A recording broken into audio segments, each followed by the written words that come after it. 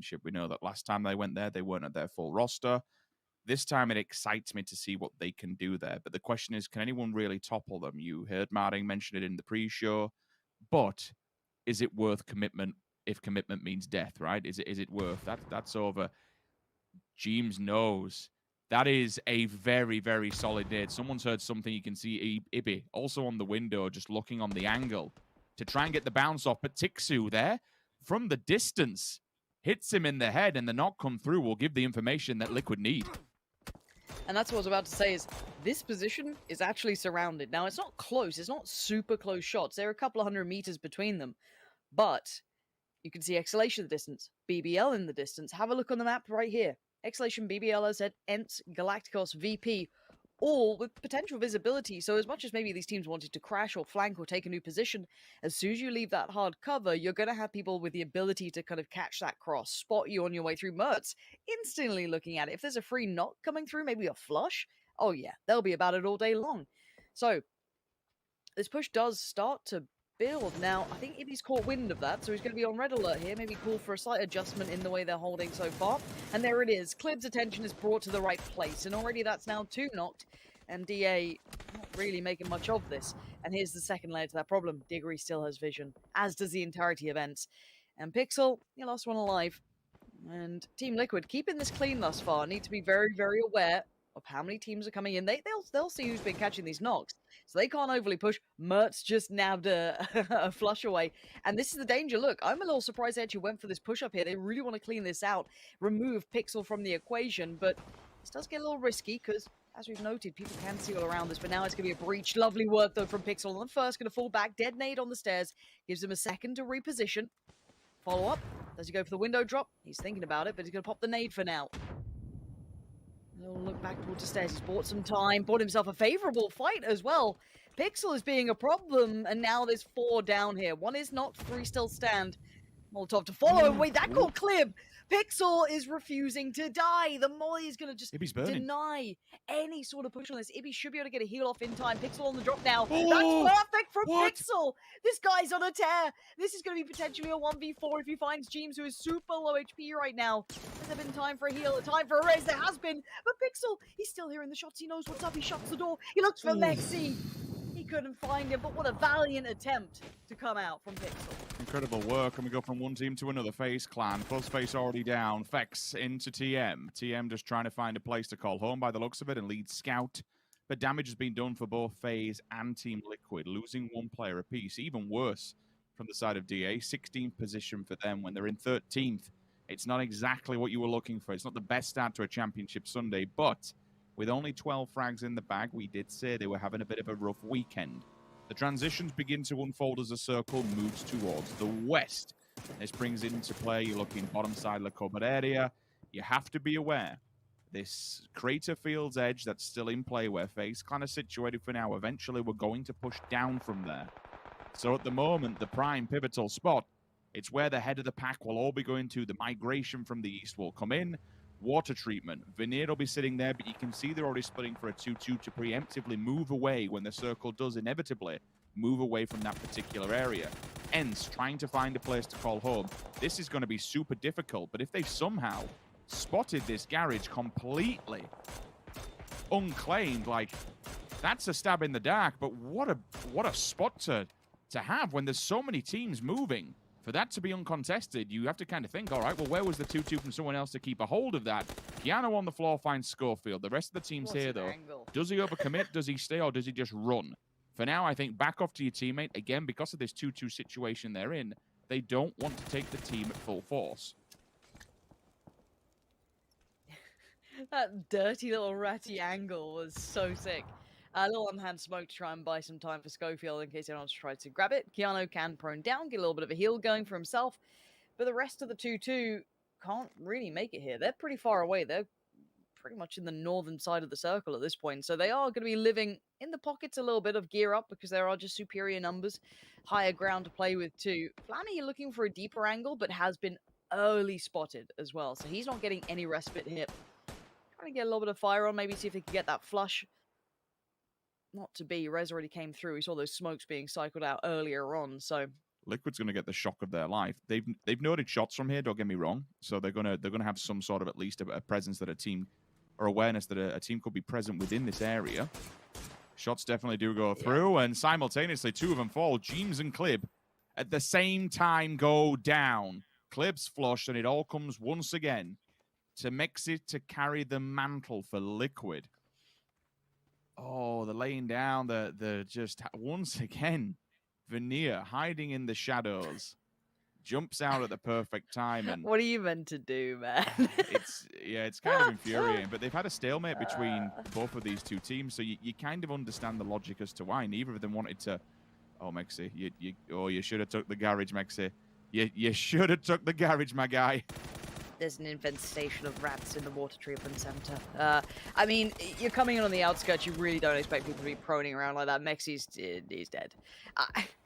Like, I feel for Liquid in a way. They just had, like, a brutal beginning. It's like, hey, welcome to game one. Yep. You're gonna just get a mad fight against DA, almost clutched out on against by Pixel, and then, you know, people holding water treatment, prone down, mad lads. I mean, maybe this is what Veneer mean. This is the method for the madness. These wide 2-2 crazy splits.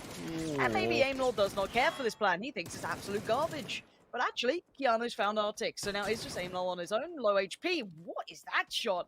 That's Keanu coming in with a decent bit of damage, and maybe there is truth to the mad, sentiments they're putting out earlier on for a little pre-game chat with Martin. Maybe there is some method to the madness. We'll keep on peppering. Got to be careful, as you can see. Exhalation in the distance do have eyes on this one, so the line of sight isn't with them. Circle updates, so we move slightly south, which still keeps the head of the pack within this, and the valley that runs through the middle just becomes a death valley. All prime positions are now taken within this circle, but look at some of the teams that have got to yet work their way in, like the player coming from Heroic, two holding the top side on the north, just to give overview and information to the rest of the roster. T-Bone and Page, you can see T-Bone and Page on the map are actually moving slowly but surely towards SMB. One would have to assume that that's been orchestrated by Beamy up on the hillside, telling him exactly what they're doing and where they are going, and that's why they're getting in front of them. Your other big battles that are going to unfold here? Probably, very easy to say, the Northwest. FaZe Clan, Veneer, Hall of Game all have to go through one another. FaZe Clan inevitably have to cross the road, which becomes very, very dangerous because you've got both VP and Hall of Game holding the compounds on the outskirts. Hall of Game have sunk their feet into the ground. They are not moving. They are still outside this circle, and they are holding that compound with their dear lives. Flammy, if you survive this, miracle. Somehow, actually might get a res, and looking like FaZe are the ones to receive the damage. You're right about Hall of Game. They are just stuck here. They are sitting this out. They want to ensure no one wraps around that side that they don't know about, but it will put them in a late game, not a late game, but I guess a late timing to hit those rotations. And it does seem as though Veneer's 2-split does get caught off. Schofield on a 2-for-1. Follow up with nade as well. Veneer not feeling better, and Owl comes off the back of just sitting within water treatment. Sadly, it was always going to happen. There's no room for each other. Fex manages to just get inside the building. We've seen this position played quite a few times. It's obviously exposed to vertical nades if you can wang them through the roof, especially with two vehicles in there, but they can at least block off the entrances and give themselves a little bit of leverage within there. ITC did get caught on the rotation. We said Hall of Game not moving anywhere whatsoever. Veneer, he wants to get some sort of recuperation for his lost comrades, but unfortunately he's moved from one team directly into another. They've wrapped it round in the 2-2, and now they have to go up against Hall of Game. First one goes down, damage onto Uri as well. Second one falls, but the transfers there, and Veneer lose out on 13th. Now the question for me is, with Hall of Game, did you really have to overstay your welcome there? Could you have gone a little bit earlier? For that, you've been punished and lost a player. I would like to have seen them go, gone and got in the circle. Instead, holding back has cost one of their players their lives. Okay, now we're getting into the thick of it, right? This is where we've got 12 teams. The center point of the actual circle as it stands isn't necessarily super playable. I guess Galacticos and FaZe are the closest to it, so you're going to have a lot of teams a little on the outskirts, kind of forcing the fights as the circle closes in. Already a nice little spray. Fade. That was quite tasty. You're going to find a fair bit of that. And this was I guess, the double-edged sword of Hall of Game taking their time trying to move in, hold that later position on the circle closing. They're going to get caught on already, you know, the likes of Question Mark or maybe SMB or Heroic, any of those sort of teams. Circle goes towards the west. Okay, VP, of course they're in the circle. ENTs are here, Galacticos, Na'Vi, not too bad. Rip9 deals with Hall of Game. That's them now removed. But bear in mind, it's not just a couple of players in the north. This is potentially 3 teams about to clash. Rip9's been caught in the heels by a doozy, but Heroic's on the move up as well, and we need Heroic to find their form. Where have they been? Finally, a good start. T-Bone going to at least claim Lazo, move SMB out the way. But bear in mind, Question Mark, maybe not an instant name you put towards the top end, but these guys have really shown some power to them in the first couple of play days. We got to see them, seeing a doozy back, seeing, you know, these names that have been around the scene for so many years now, finding a new place to begin. And it looks like Heroic actually don't fancy it. They're going to lean towards the circle first, and then maybe keep in mind towards Question Mark. I mean, that's the thing. For now, they can live in the shadows, but it all depends on if QM wants to go hyper aggro on them. If they look down the hillsides and start lobbing all their lethal utility, then that becomes a real problem. But there is the domino effect to that, is you could see Galacticos maybe throw their own piece of equipment to get into the fray. BBL, it's time to go onto FaZe Clan. This is the next building within the circle. They're currently outside of it, so they do have to come forward. A 4 versus 2 will begin to unfold. Any kind of early knock to really kind of even the scoreboard here for FaZe Clan would be gratefully appreciated by either of these players. Instead, they will commit. Molly outside of it's pretty good. At least tickle him and force him back. You can catch him in the open wilderness, which he does not. Gustav going down spells disaster. Vex moves into a 4 versus 1. The question is it possible? No. They hit the wall side. He's cut off from the rest of the pack. And Schofield now time to step into play. This will be Gear Up's next point of contact. They're in the same position BBL was, where all they have to do is go forward. It's the only thing they possibly can do. But with 4 players in there, that's easier said than done. Certainly would be. Now, it looks like Europe's going on full DA send. Back in the day, DA send. Just get somewhere, prone down, and let us begin praying. And that's indeed the case. So, let's see how well that works out for them. So far, it has got them a fair bit of attention, but no one's been knocked until then. There it is, Mert. Lovely. Lovely work just from the eastern side. You can see where Metralius is. Absolutely no ammo. 1 bullet left to spare, and that'll do the job. But now you can see opposing them. Exhalation, there is not much playable land here. If it's already been, you know, it's pretty much already been taken. If you ain't in, you're probably not getting in. This could be the, you know, send it and pray as Na'Vi moves up closer towards Exhalation, but not quite within touching distance. They've left it in a 2-2 with Melman on a little bit of an overwatch from the south side. And I'm still waiting to see if ENTs finally convert a game. They have a good position on this, but there's still so many names in here that scare the life out of me. See what Navi's trying to achieve from this. They want this as a stepping stone to be able to move forward in the circles. There's 2 players to try and send in the nade, send in the utility. It's a catastrophe for Exhalation. Trapped inside there, 1 player surviving by the skin of his teeth. If he steps forward, he'll be stepping back into the flames. There's nothing he can do. You can fan him as much as you like. But you have 2 teams that have 2 different angles here. It's going to be hell in a cell, and Exhalation are down. So Navi actually, it commits to the objective it was trying to do. It removes a team from play. It gives them a stepping stone or an angle to maybe work into the circle, but the circle has continued to move away from them. We do have this conflict in the back, just back building. Let's keep that in our minds. We have 2 different fights, 2 different fronts. Eventually, VP and ENTs might come to a fray, but more importantly, the north. Heroic have been cut off once again from the circle with QM holding it. QM and Galacticos holding it very firmly with 2 very strong compounds. This is not going to be an easy maneuver whatsoever for Heroic. To make that even harder in their stance, you've got BBL. BBL's trying to do the same thing and look for a place to call home. If they go forward and maybe take Gear Up's position, then the pressure's relieved a little bit from Heroic. They've got somewhere to try and rotate off the back of, a little bit more ground to play with, so to speak. But for now, it's just total chaos. The second they start to crest that hill, everyone can see them. Example Na'Vi. All right, this is now where you have to do or die. There's no good choices left for the likes of BBL, Heroic, and Na'Vi. Every choice is really, really tricky. VP are on the outskirts as well, but they're at least somewhat in. BBL has at least managed to clear up Gear Up, who are those last 2 players here. A viable send, but it looks like more are coming this way. Na'Vi now en route, full team pull up. Already going to be Quizzy. 1 traded out, and there it is. BBL are gone. Blink of an eye, Na'Vi just sweep on through. But then there's the other layer. Here come Heroic. Not the same spot, but close enough too. Pulls up, gets out, pulls the trigger, and already looking like Galacticos are the ones who can be just raining down fire and fury from above. Examples had a nightmare after the knock, and you're going to see Na'Vi in pieces. Just Melman, and not for long, he's gone. As Heroic have at least got some of their players standing. I don't know how viable these reses are, but VP and ENT are about to throw down. That's a huge fight happening in the south. We've got to check in on this too. VP are at the door. That's Spyro and Lou. They've already lost out on 2. And ENT have actually held this compound for now. 1 is knocked on the ENT side. That is going to be, I believe, Rostamar. It is. He's going to be trying to get pressure. Looks like Spyro wants to close that gap. And Spyro had a massive game versus Pro. I cannot stress that enough. But death from above. Question mark have the high ground. They have the best positioning in this. And now with all the other big dogs taking lumps out of each other, this could not be playing out any better. Spyro with a free fire pushes them back.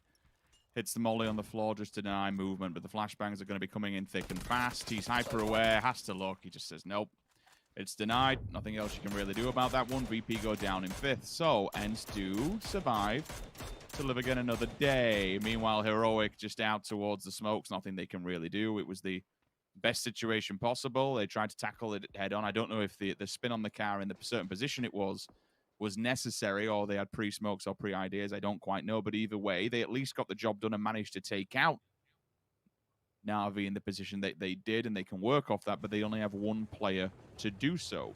This circle could not be any more fun, Lauren. Not a single player is within it. Every single team, the high ground from QM, the high ground from Galacticos removed, the safety net of the building from ENT.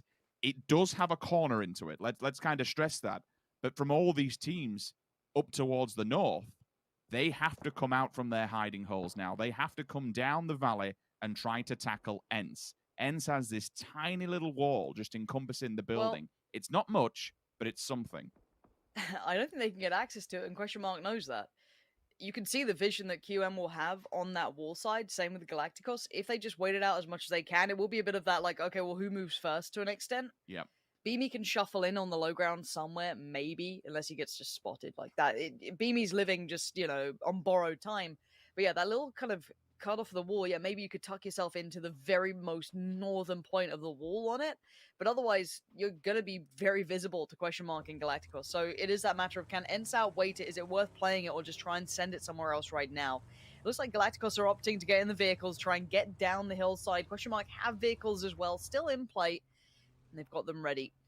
ENT doing exactly the same thing. Everyone's starting to prepare for this next quite dire move. A couple of positions are, I don't want to say viable, but they are playable. ENT could just keep their head down. I think for ENT, try and fight it out later. Try and let these two just battle it out. The North has certainly not resolved yet. You can see the big moves coming out from Question Mark, but oh, you overshot. Dante, that's a little risky here. Now, the only issue I'd see for ENT is if they don't try and move up now, they could lose better position on the last circle, which then they'll just get pinned to the compound unless they have a load of smoke. So we'll see now how this goes down. Already they are in nade range, though. Diggory's nade will find Dante's pocket. Rustamar provides a little bit of suppressing fire as they come down the hillside.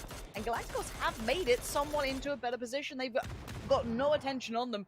Thendalos now can start applying that pressure, and we've seen Thendalos be a huge problem. And Galacticos are sitting towards the top of this board. They could double down here. They could be the chicken dinner winners at this point.